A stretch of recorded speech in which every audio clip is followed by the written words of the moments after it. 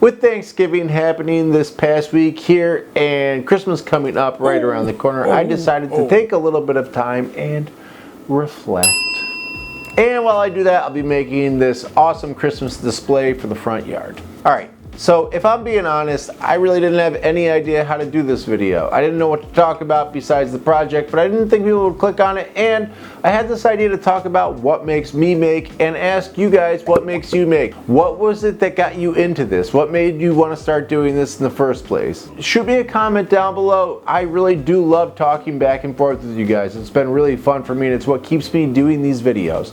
Anyway, let's get to it. I dragged this full 4x8 sheet of 1/2-inch plywood into my workshop, and I laid out this template to make sure I had enough room to draw out all of the characters I was going to need.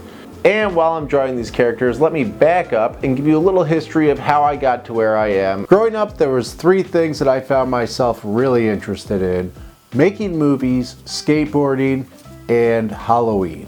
My dad brought home a camcorder when I was just a little kid, and I spent as much time as I could trying to make movies.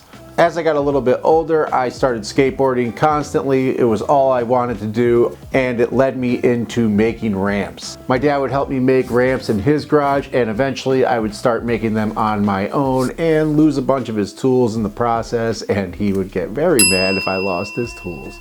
Halloween was something I was always really into. I loved the creepiness of the whole thing, and I always wanted to build haunted houses when I was a kid too. I specifically remember being in the store with my mom and asking her to buy me stuff when I was a kid, and her saying, "Why don't you go home and make it instead?"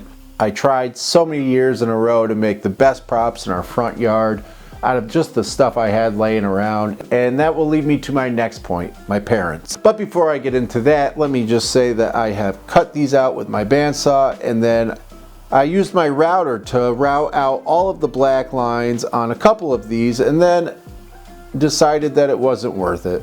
That's how I typically make these, by routing out all of the black lines and then painting it black and sanding it back. But my son wanted to hang out, and I really just wanted to get this done as fast as possible.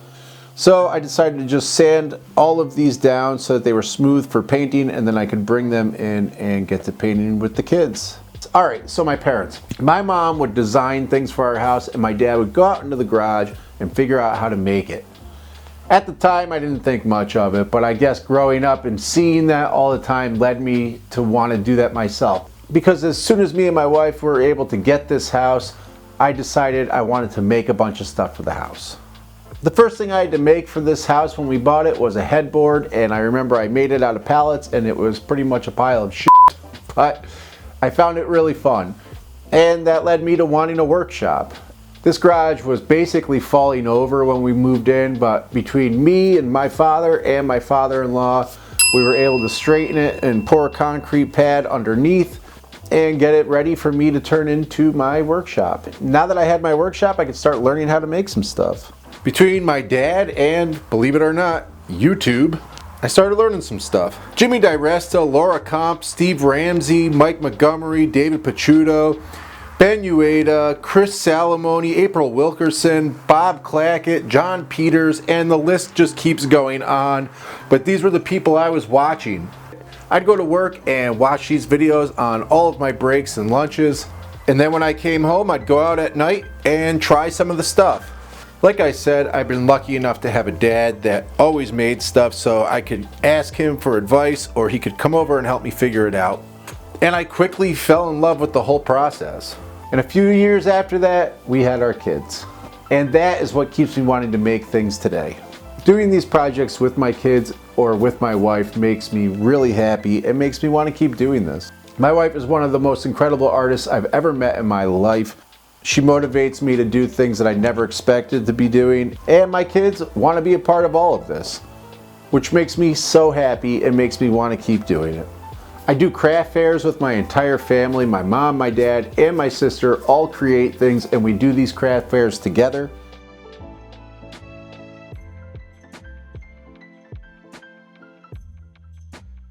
After I finished creating all of these Peanuts characters, I put them up in my front yard with just some simple stakes and screwed the stakes into the back of each one of these, and then I could just put up this little tree in the background, and there we go, the whole gang. But I wasn't done yet. I wanted to make one prop that I've been thinking about for a couple years now.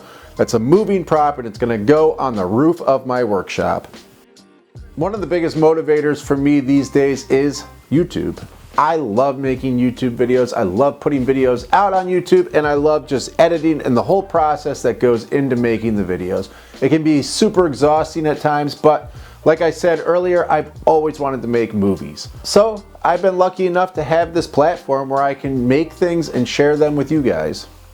The interaction that I have with you guys is one of my favorite things. Whenever I post a new video, I just look forward to the comments, especially from some of you guys that have been commenting since the beginning. It's so awesome, and I thank you guys.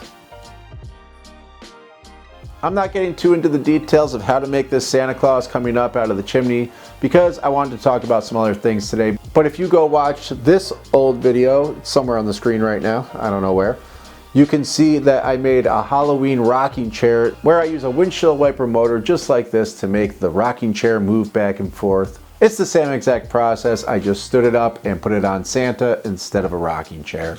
I just used those two boards that you saw me with up on the ladder to figure out the angle of my roof. I put one screw into the board, then I could open the boards to the right angle and put the second screw in to hold it into place while I climbed down off the ladder. Then I could use this as my reference for cutting all of these 2x4s and cutting the bottom of the chimney. Once I had my 2x4s cut, I could screw them all together like you can see me doing right here. I'm just making something that can sit on top of my workshop and won't just fall off. I should probably have tied this down, and I'm sure I will at some point, but I haven't yet, so. And there you can see my windshield wiper motor. I'm screwing that on to the back of this. That with a couple of metal brackets is going to be what makes this move.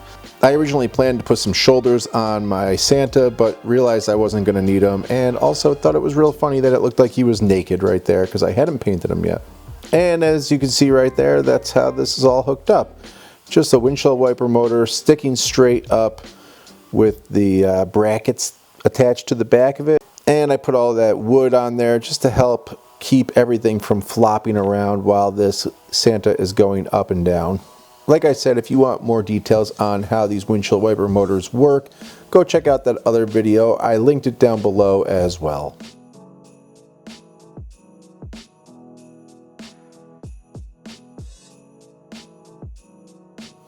Anyway, that's it. Thank you guys so much for watching. And like I said, leave a comment. Tell me what makes you make. And I will see you guys in the next one. If I don't see you, have a happy holiday.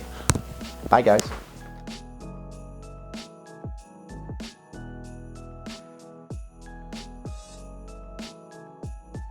Bye. See you again. And have a good dream.